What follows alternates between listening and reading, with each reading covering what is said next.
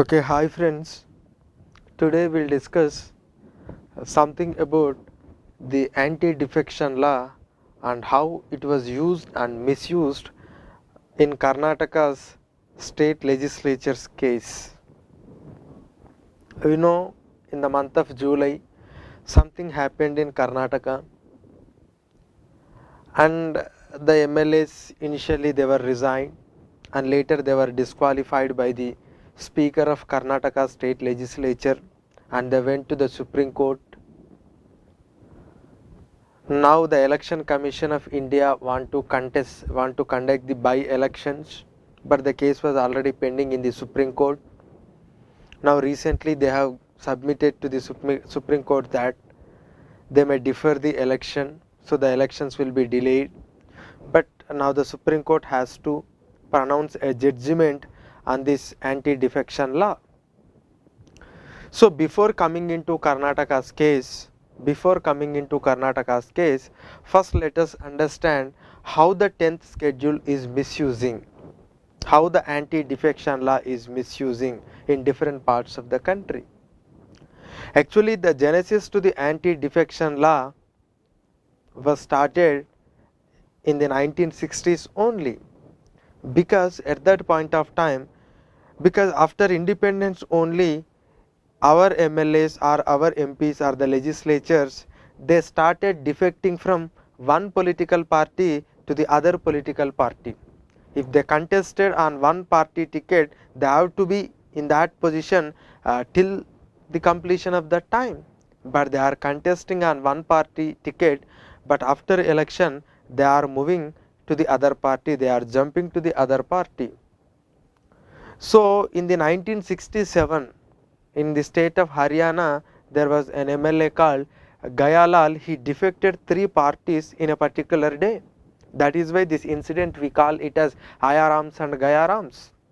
So in order to contain this Ayarams and Gayarams, in the year 1985, with the 52nd Constitution Amendment Act, the Indian Parliament has brought a 10th schedule in order to stop these defections.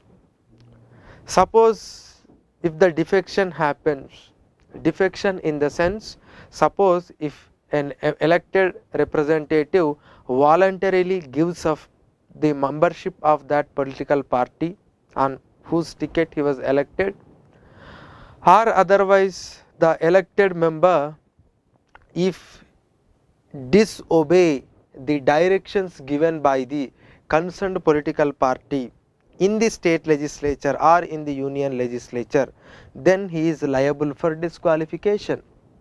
So whether he gives up the voluntary membership of the political party, or if he not obeys the rulings of the concerned political party on how to behave in the legislature, whether it is regarding vote or whether it is regarding attendance or not to attend. So but the power lies with the speaker. The power lies with the speaker. So the speaker, once you give a petition to the speaker, because speaker cannot act on his own, once any member of the house has petitioned the speaker, then speaker will decide on that particular defection. But unfortunately, in most of the cases in India, with the recent examples, whether you take the case of Goa, whether you take the case of Sikkim, whether you take the case of Andhra Pradesh, Telangana, Karnataka, but the speakers are acting in a partisan manner. They are not acting as a quasi-judicial authority where they are supposed to do. But unfortunately, they are again acting on a party lines. That is the reason why they are not taking decisions immediately when the people or the legislatures from the ruling party, from the opposition party, jump to the ruling party. So this is an issue, because according to the law, the judiciary cannot intervene into the process of this disqualification. But in some other judgments, the Supreme Court said that suppose if the speaker is not acting on the disqualification petitions, means he is violating the constitution. But even though the speakers are not acting properly, But Supreme Court can intervene into the entire process only after the decision taken by the speaker. The Supreme Court cannot intervene into the process in the middle, and it cannot give a direction to the speaker to act on the disqualification. But once the speaker has delivered the whatever the ruling, based on that ruling the Supreme Court can review the decision taken by the speaker under the 10th schedule of the Constitution. This judgment was given in Keheto Holohan case. So whatever the decision taken by the speaker is subjected to judicial review, but it will happen only after the decision taken by the speaker. But Supreme Court cannot insist the speaker to take decision on this 10th schedule. But even the 10th schedule of the Constitution has not prescribed any time limit for the speaker to act on these disqualification petitions. That means here the Constitution not says anything about the time period in which the speaker has to act. On the other hand, the speaker is delaying the things. When speaker is delaying the things, the court has no power to intervene, and it can intervene only after the decision taken by the speaker. So because there was something problem in this 10th schedule itself, because first of all you have given power to the speaker, and second thing is you have not prescribed any limit to decide on this, any time limit to decide on these petitions. That is the reason why the speakers, obviously they belonging to the ruling party, so they are not acting properly, and because of this these defections are continuing. So this is something about 10th schedule. Now what is an issue in the case of Karnataka, and why the case was in Supreme Court? What is the opinion of the Supreme Court? What is the opinion of the Election Commission of India, and what the speaker is saying and what the defected MLAs are saying? Now the case is still pending in the Supreme Court. Supreme Court has to deliver the justice, but we need to understand the sequence of events and what would be the decision, or how we need to really analyze this issue. See, in Karnataka there was a government there was a coalition government of both JDS, Janata Dal Secular, and Congress party. Both are formed a coalition government last year when the elections were held. So here the margin between the JDS and Congress coalition government and BJP party is very less. Though the BJP is a single largest majority party in the Karnataka's legislative assembly, but still the coalition is considered as a party. So the JDS and Congress was there in power. But suddenly, because of some internal issue or some political maneuvers, some MLAs resigned from their post of MLA. Around 17 MLAs resigned. They resigned and they submitted their resignation to the Speaker of Karnataka Assembly, and immediately some of them, they met with Governor Vajubhai Vala, and immediately they went to the Mumbai. They went to the Mumbai on a chartered flight. Then the coalition government realized that something is going to happen, and immediately both the parties, both JDS and Congress, they conducted their legislature meeting. So in that legislature meeting, whoever resigned, they already thought that we are resigned, so now we no need to attend to that party's meeting. So they did not attend to that meeting. So when these resigned MLAs did not attend to the meeting, then these parties realized that these people are going to defect, because when we invited them for a legislature party meeting, they are not obeyed our orders. So we can consider these people as defectors. So immediately they submitted the disqualification petition to the Speaker of Karnataka State Legislature, Karnataka Assembly. So here, if they really not attended to the just legislature party meeting, can we really consider them as a defectors, because they did not obey any party order. They did not obey any order in the state legislature. They did not voluntarily give up membership. But the Supreme Court in her judgments, it said that the voluntarily gives up a membership is need not a formally resigning from a political party or formally joining in a political party. You can also decide based on the conduct of that particular legislature. Even though he formally not resigned, even though he formally not joined in any political party, but based on the conduct, you can certainly decide whether he has voluntarily gives up membership or not. So here there is a scope to decide based on their conduct, because they have not attended the legislature party meeting. So that is the reason why the Karnataka's Congress party and JDS legislature, both the legislature parties, has given the disqualification petition to the speaker. By that time already the resignations were pending with the speaker, and both in case of the resignations and disqualification, there is no time limit prescribed for the speaker to when actually he need to act on that. But whenever he is doing, he need to look into the reality of that applications, whether it is about disqualification or whether it is something about the resignation, whether they are voluntary. If it is in case of resignation, he has to check whether they are voluntary and genuine or with some motives they are doing. So it is the duty of the speaker to do that.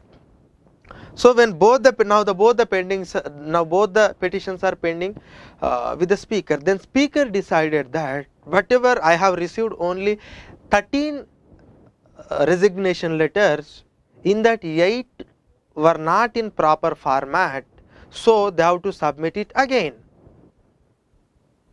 and remaining 5 people, those resignations are in a proper format, they have to come and they have to meet me personally to explain the causes or the reasons for their resignation. The moment when the speaker got the disqualification petitions, then these resigned MLAs, they move to the Supreme Court that maybe the speaker may disqualify them, but we have submitted our resignations. So first the speaker has to act on resignation, then only he can go for the disqualification. With that, they approach the Supreme Court. Supreme Court considered the request or the petition of the resigned MLAs. Then Supreme Court said that the speaker has to act on these resignations immediately, and it has issued summons to the speaker.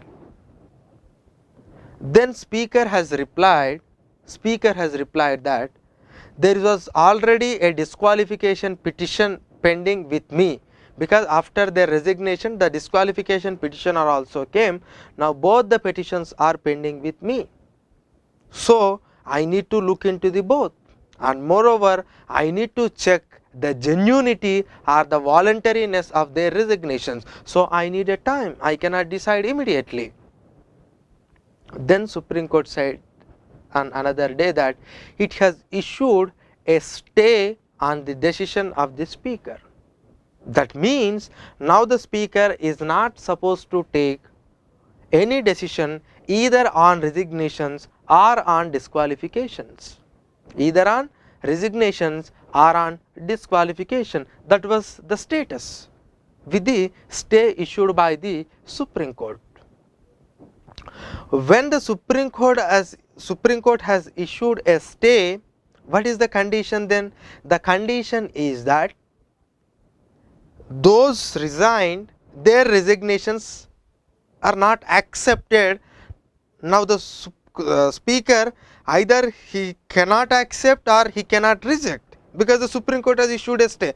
But these people has already submitted their resignation. That doesn't mean that they are not MLAs. They submitted their resignation, but that resignation has not accepted by the speaker, and even the speaker cannot disqualify them, because there was a stay on this order of the speaker. So here those MLAs are still continuing at that point of time after the issue of stay by the Supreme Court. Stay by the Supreme Court.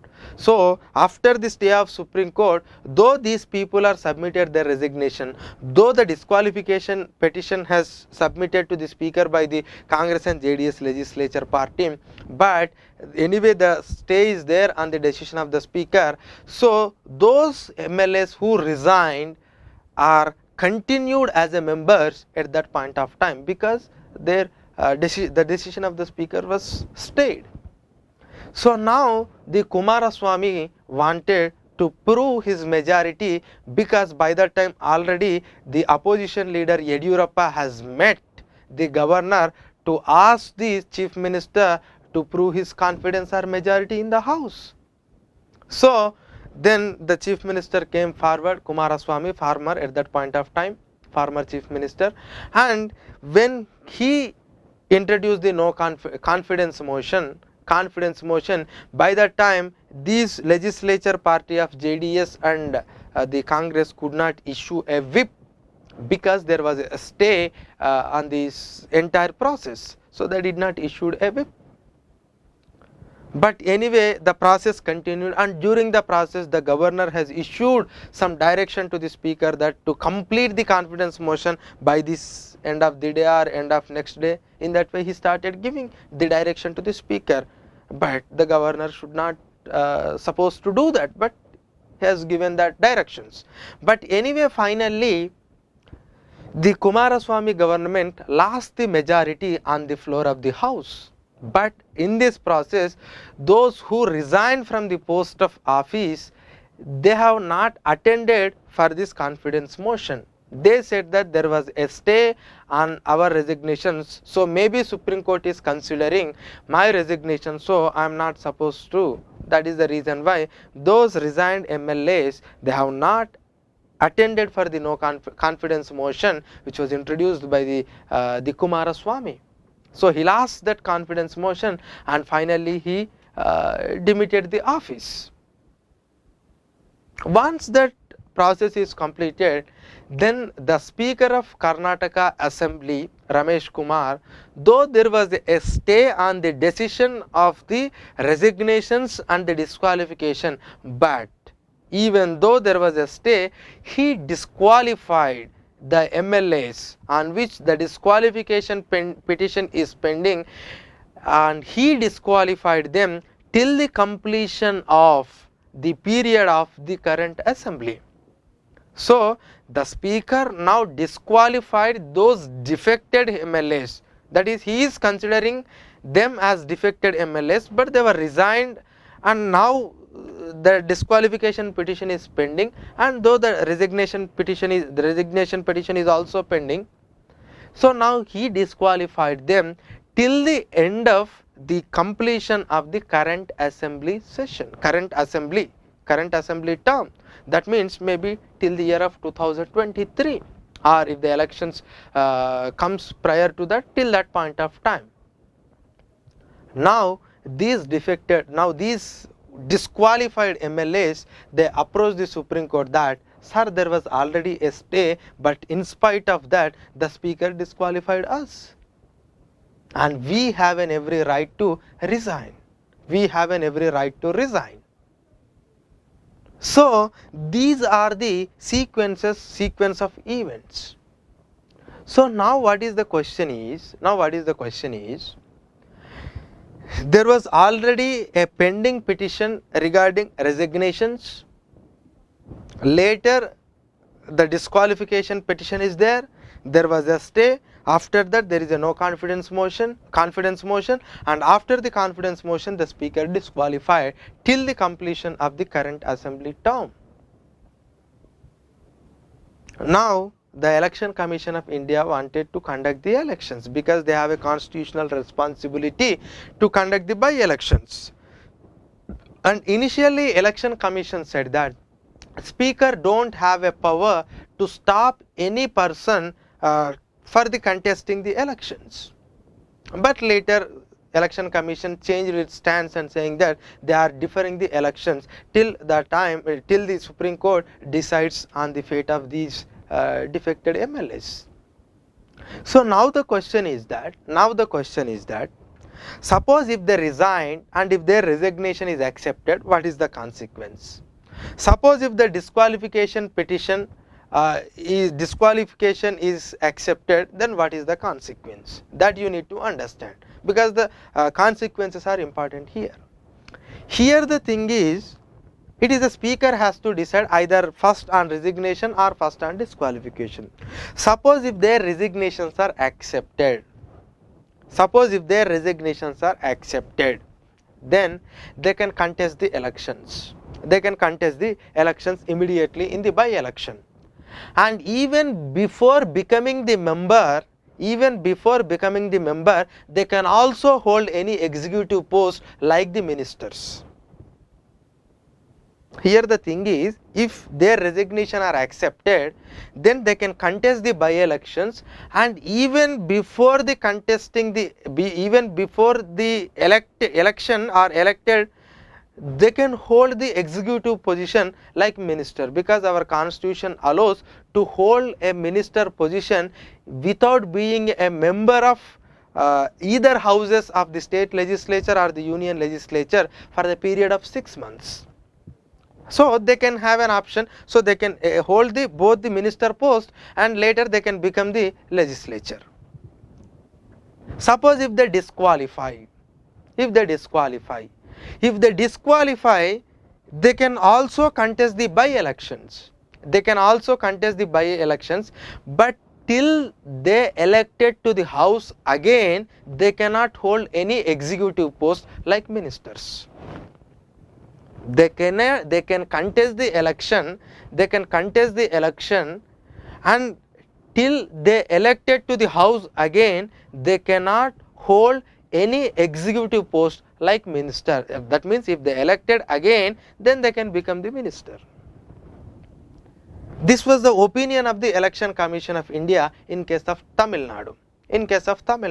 Where 18 MLAs from the Anna Dravida Munnetra Kazhagam party has defected to TTV Dinakaran's Law Alliance. Then they were defected and the High Court has upheld the disqualification, but immediately Election Commission, when it conducted the by-elections along with the general elections of the 2019 Lok Sabha, then Election Commission allowed those defected MLAs can also contest the election. So they contested, but unfortunately they were lost.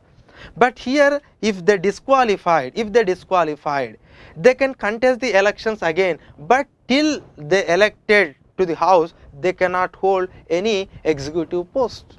But here the speaker disqualified till the completion of the present term of the assembly. That is the question. He never directly disqualified. With the disqualification, he prescribed the time limit to that. So these people are disqualified till the completion of the current assembly term. Does the speaker have that power?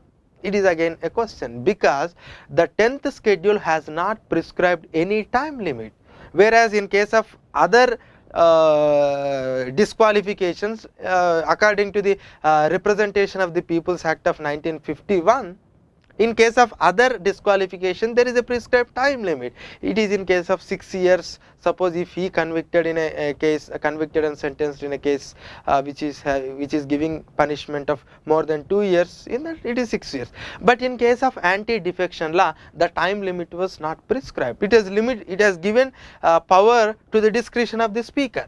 Now the speaker exercised the discretion that they disqualified till the completion of the present assembly term, that is till 2023. So if this provision is accepted by the Supreme Court, then they cannot contest to the election. Meanwhile, they cannot hold any executive position till the completion of the present term of the Karnataka's Legislative Assembly. So there are 3 possibilities are there now. Whether he is going to accept the resignations, whether he is going to decide on disqualification, or what about the current disqualification. So now the case is in the Supreme Court. Now if the case is in the Supreme Court, how the Supreme Court is going to deal with this issue, whether it will herself deliver the justice or whether it will direct the speaker to act on this, because under the 10th schedule strictly there is a bar on interference of judiciary into the legislative issues. Judiciary can intervene only once the decision taken by the speaker. Prior to that, the judiciary they don't have a power to intervene into this issue in the middle, because strictly there is a separation of powers are there. Separation of powers are there because the legislature, executive, judiciary have their own constitutional status. And the Supreme Court has delivered some of the opinions in different cases that yes, I need to maintain this separation of powers. What the Supreme Court is going to do? Because on the other hand, the role of the speaker is now becoming a question, not only in case of Karnataka, in different states also. So whether the Supreme Court is considering this case as a manifestation of what is happening in the country, and can it really going to deliver a big judgment, or can it really considering it as a constitutional crisis, or it is something like a normal issue, or whether it is really going to give a direction to the speaker. We don't know. We have to wait and see for that. Whether the Supreme Court is considering it as a constitutional crisis or not, or otherwise the Supreme Court can transfer the case directly to the speaker, or whether the Supreme Court start giving the direction to the speaker. So now the Supreme Court has to decide that whether the Supreme Court has a power to give such a direction to the speaker or not. So this is a crisis now, it is there in front of the Supreme Court. But here we need to analyze whether he should consider the resignations first or the disqualifications first. We will come to the decision of the speaker, disqualification, till the completion of the present assembly term, we will discuss later. But yes, whether he need to resolve the disqualification petition first or the resignation petition first. The MLAs who resigned, they are saying that according to Article 19 of the Constitution, we have a freedom to choose a profession, and we are not having a freedom to choose a profession. We wanted to be MLA, we don't want to be MLA. It is our right. No one can stop me. So that is the reason why we submitted our resignations. We elected on one particular party, we have not resigned to that party, but we don't want to continue in this office. That is the reason why we resigned. And the moment when we resign and you consider it as a defection, and the people they convene their own legislative meeting, and for that anyway I am resigned, so I am not attended, and for that you wanted to punish me, that means you are not allowing my resignation. Who are you? I have my fundamental rights. My fundamental rights are more prevail over the party and all.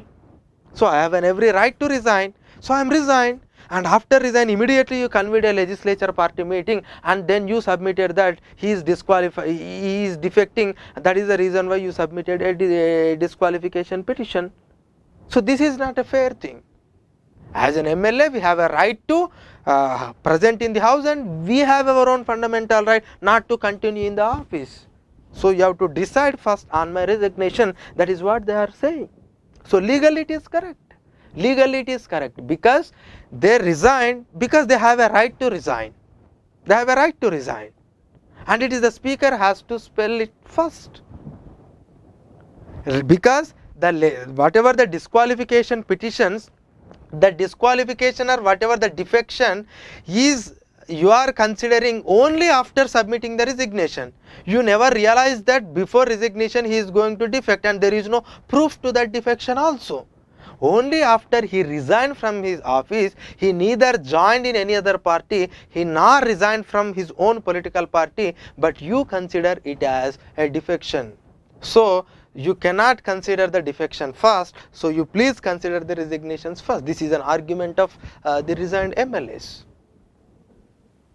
On the other hand, on the other hand, the speaker and the other party, the Congress legislature and the JDS legislature, arguing that you have a right to resign. You have a right to resign. But do you have a right to resign to destabilize the government or the government on which party you have elected? Do you have such a right? Because when you resign, the post-resign consequences are in such a way that they are trying to create a favorable condition for the opposition party to form a government. You all are went to Maharashtra on a chartered flight, and that flight is belonging to one opposition party leader, and you went on a group. It is not an individual resignation. See, maybe you submitted the resignation letters individually, then why you come as a group? That means you are defected. The post resignation consequences tells us that it is not a simple resignation on his or her own conscience. It is something like a group of people defected on the name of resignations to help the opposition party to frame the government, to form the government and to pull down the existing government. So this is what the opposition people are arguing. This is what opposition people are arguing. So that means here what the stand should the speaker takes. But anyway, the issue is in Supreme Court. Now the Supreme Court has to take a stand. And once the Supreme Court has taken the stand, whether the Supreme Court herself gives the judgment or maybe it will instruct the speaker to act first either on resignations or on the disqualification. But here if you look into the legality, yes, legally if you are speaking, they are resigned from the post, they have a right to resign. Only after resignation, these disqualification petitions are came. So obviously he has to act on the resignations first. But if you think morally, okay, you are saying that you have resigned from the post of office, and with your own conscience you are resigned because you have an every right to do so. And when there was a petition is already pending with the speaker, when there was already stay on the order of the speaker, that means you still considered as an MLA. Though you have resigned, but that was not accepted, you can continue as an MLA. And when there was a confidence motion, then it is your responsibility to present in the house and to vote in favor of your own party. And once the confidence motion is completed, then you can resign. Why you are not participated in this confidence motion? Because you still considered as an MLA. Your resignation has not accepted, it was pending. Maybe with your own conscience, if you are really wanted to quit this office, it is fine, we are accepting your right. But when the petition is pending and you are still considered as an MLA, then why you have not participated in the confidence motion to really save your own government? Because you resign just to pull down the government. That is your own intention. That is the reason why you have not participated. If it is a normal general assembly session, it can be understandable. But when it is about the survival of the house itself, then why you have not attended, though you have a right to attend, because your petition is not decided and still you considered as a member of the house. That means here the post resignation scenarios are saying that you resigned just to pull down the government. Can you really do that morally?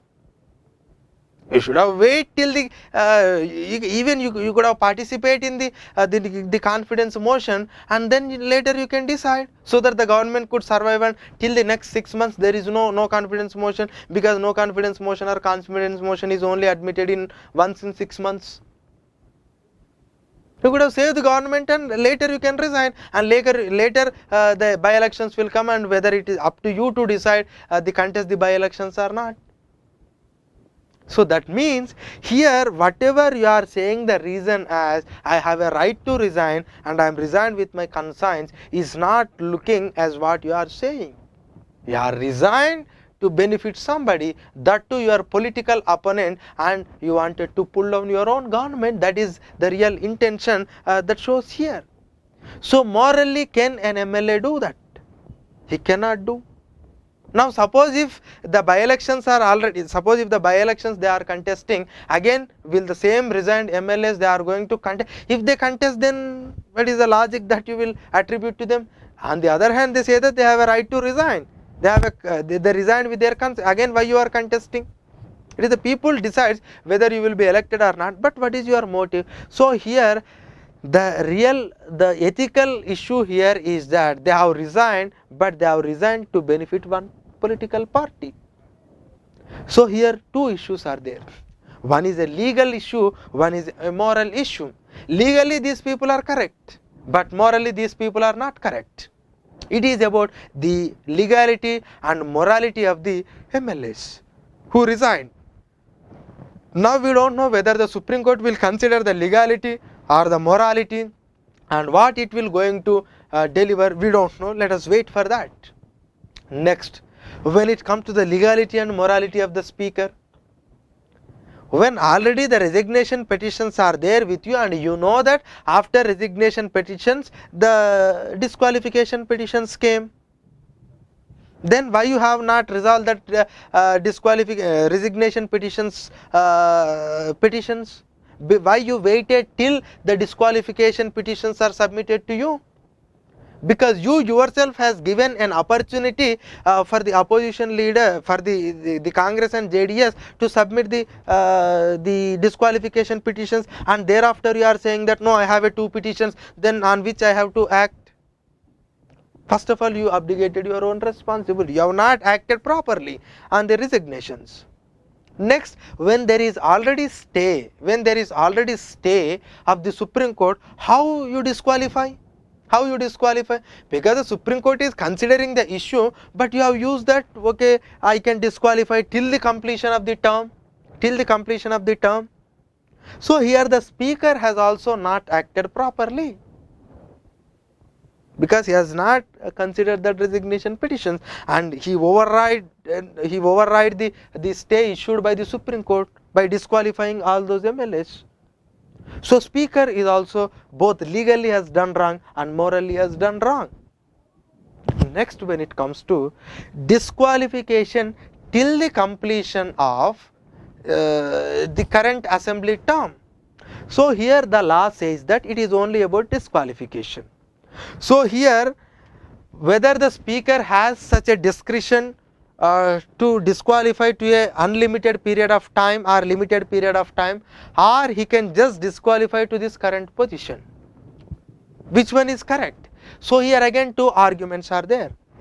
One is, suppose if you disqualify him immediately, and if he allowed to contest the elections thereafter, that is in the by elections, then where is the punishment that you are giving to him? He elected on one political party, and people has believed him because he is belonging to one political ideology for which the people of India or the people of any democracy will give most importance, and immediately he defected to another political party, then you disqualified him. And if he allowed to contest the election immediately, then where is the punishment? That is one type of argument. So you can have a power to disqualify till the completion of the existing term. But another group is arguing that maybe people elected because he is belonging to one political party or having an affiliation to one political ideology, but now he changed the political party. Anyway you disqualified him. Now why you are not allowing him to contest the elections? Let you allow, the people decides whether again the people will accept his new ideology or not. So the disqualified MLAs should be given an opportunity to the disqualified MLAs in the by-elections itself. So there are again two arguments are there here. There are again two arguments, why they should be given an opportunity and why they should not be given an opportunity. But the Election Commission of India, in case of Tamil Nadu, it has already pronounced that the existing act cannot debar the disqualified MLA to contest the by-elections. So that is the reason why they allowed.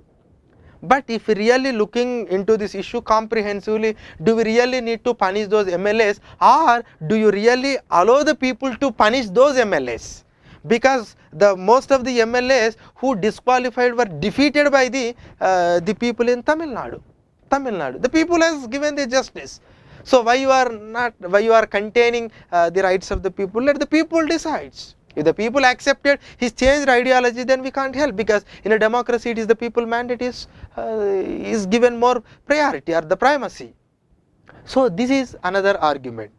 So here now the Supreme Court is going to give a judgment on this, whether which one should be considered and whether legality should be given a priority or a morality should be given a priority, and deciding these two things, and whether the Supreme Court is giving or issuing a guidelines to the speaker, because till now we don't have any guidelines to the speaker on this 10th schedule, because certainly you need a guidelines. Otherwise the speaker, he is belonging to a political party, he is always acting in partisan to that political party. It is not only in the case of Karnataka, it is in other states also. Speakers are doing in a different way. So that is why they need a regulation, they need a guidelines by the Supreme Court. Maybe the Supreme Court is going to issue some guidelines, that's what we are expecting. And what about this the time period for the disqualification? How the Supreme Court is going to consider on this term for disqualification? Whether the Supreme Court is going to issue directly the judgment, or it will instruct the speaker, or it will ask for the legislature to frame a law, we don't know how the Supreme Court is going to deal on this issue. But whatever the judgment that the Supreme Court is going to give, that should become a guide, that should become like a warning, that should become like something like a path to the speakers and the new MLA, the new legislators who wanted to defect from the political party, and it should be like a warning, or it should be like a guide. Otherwise this democratic setup cannot sustain, because there is because the people elected you, because you are affiliated to one political ideology. People believed in your ideology, and immediately if you defected to the political party, and even if you resign from that political party in order to benefit to the other political ideology, then you betrayed your entire people, you betrayed your entire the entire assembly or the Lok Sabha segment people. People believed you because of your ideology, that is why they elected you, but you betrayed them. That means if you betrayed them, the people will lose confidence in the system, because in a democracy it is the confidence that is it is the trust that is important. It is not any other force that is running this institution. It is the only trust that is running this institution. That is the reason why they are electing you. They are electing you for 5 years. And they are giving all the taxes what they have paid to you, and they consider you as a guardian for this purse, just because trust. And after 3 months or 4 months or 1 year, and if you defected and if you joined in another political ideology, that means you are betraying the people. If the people are betrayed, they may lose the confidence, they may lose the trust on this system, and then the process of democracy or the system of the democracy enter into a peril. So maybe your constitutional provisions, the schedule 10 is giving some scope for misuse. So let us try to resolve. Don't argue that it was there in constitution, so I am doing. Okay, if it is there in the constitution, why can't you amend the constitution? And why can't you give the power to the Election Commission of India instead of speaker on this disqualification? Because your constitutional provisions are leading to questioning about the existence of the existing system. Certainly the provision has to change, because the constitution is there to serve the system. But because of your provision, if the existence of the system itself is in question, then certainly you need to amend those provisions. So certainly maybe the Supreme Court will consider this as a case, and it will consider it as a manifestation of what all existing in this country, and maybe we are expecting that Supreme Court will really pronounce a good, a comprehensive whatever the rules, judgment, regulations and guidelines on this 10th schedule of the Constitution. And let us hope that whatever the judgment of the Supreme Court will really strengthen the process of democracy, will really strengthen the system of democracy, and will really improve or uphold the faith of the people in this system. Thank you.